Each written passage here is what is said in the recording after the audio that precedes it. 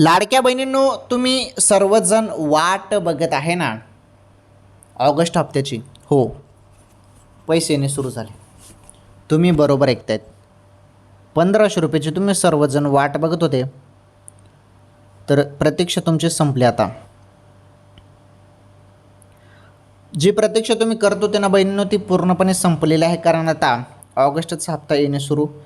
अचानकपणे कोणत्याही क्षणी तुमच्या खात्यामध्ये पैसे आता जमा केले जाणार आहेत, कारण आता वेळ झालेली आहे.